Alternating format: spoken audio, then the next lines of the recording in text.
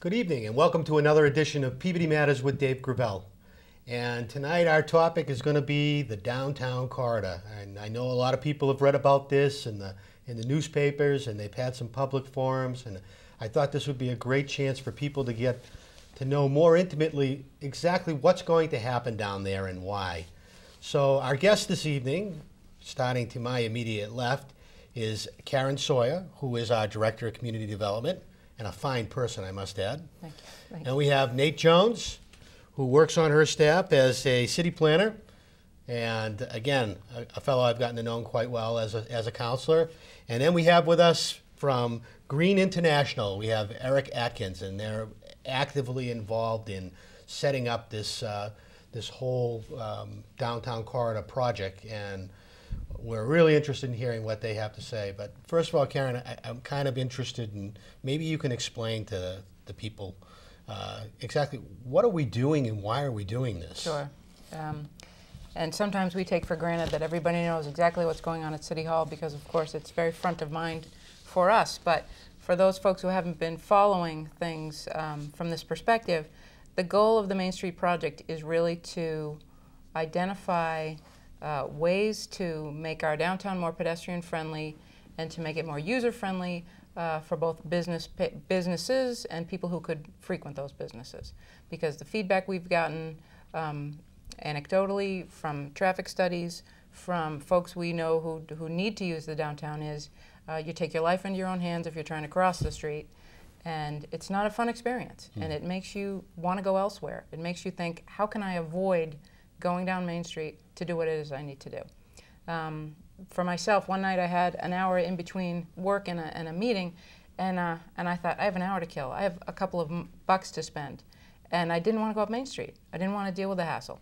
And I think ideally the idea would be to make it feel safer, make it feel more user-friendly, so you could park your car somewhere and then get out and walk around and do a few errands.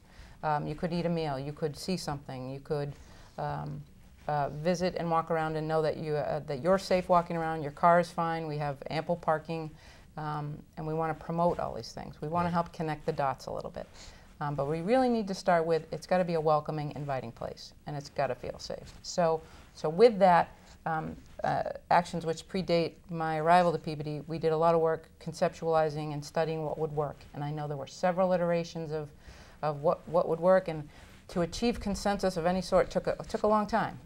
But this plan results in as much consensus combined with as much safety and industry standard type design as we think is appropriate to go forward at this time. Great, great. So when you say pedestrian friendly, maybe you can expand on that. Why Sure. is it important that it be pedestrian friendly? What does that mean to you? Well, a couple of things.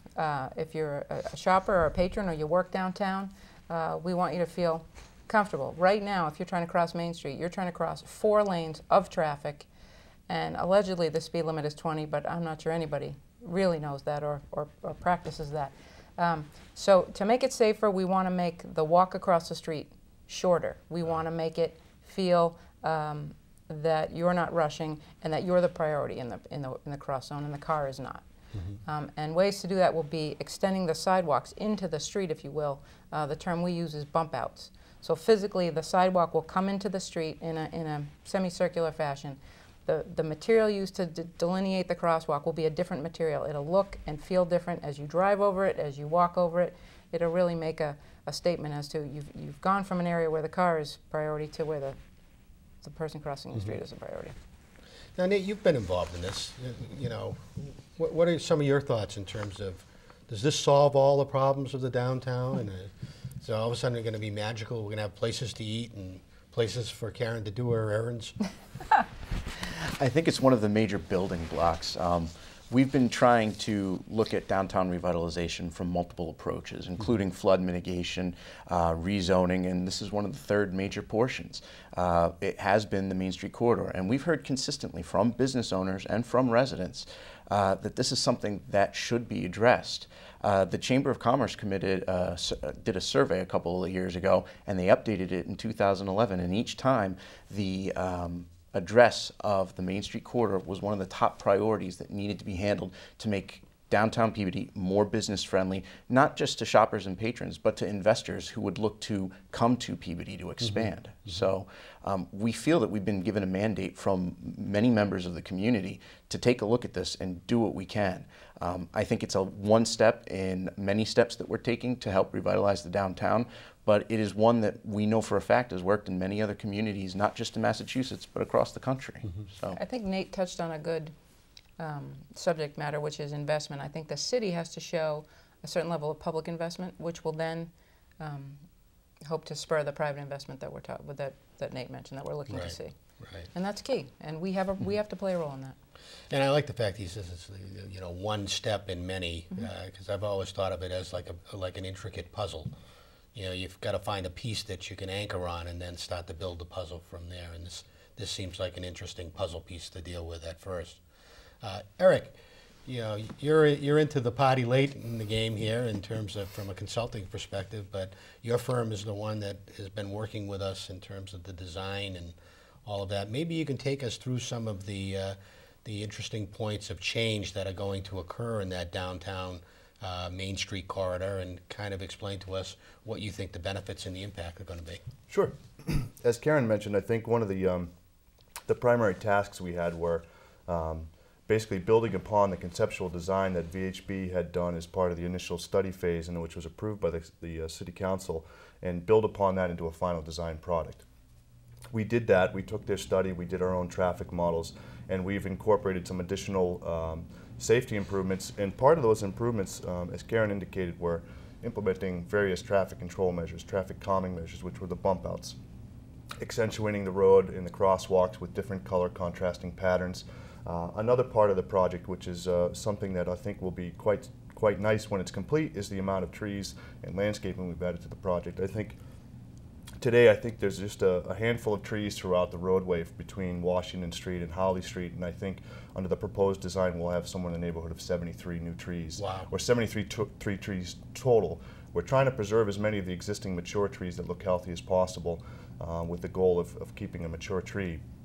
But in the end, the total project will have about 73 trees, which I think will add a nice aesthetic quality to the Main Street corridor as you come from Holly out of Salem into Peabody and into the square. Let me jump in for a second and mention that one of the things we liked about Green's proposal when we were looking for a design consultant was they paid a great amount of attention to the landscape, to the streetscape, and in addition to the obvious elements of safety for both cars and pedestrians, they understood and they're going to help us fulfill a vision of aesthetic beauty. We have great architecture. We have some trees. I think it's 17 now, so it's something like 56 or 57 new trees. That's going to change everything.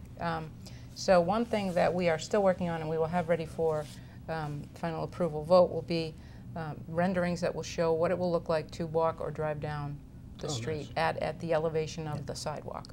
So you'll get a sense of the canopy that will be created and the visual impact of the sidewalks and the curbing, which will be new and which will be ADA compliant, which is a big deal. That's 9/10 of roadway that will now come online to be fully accessible.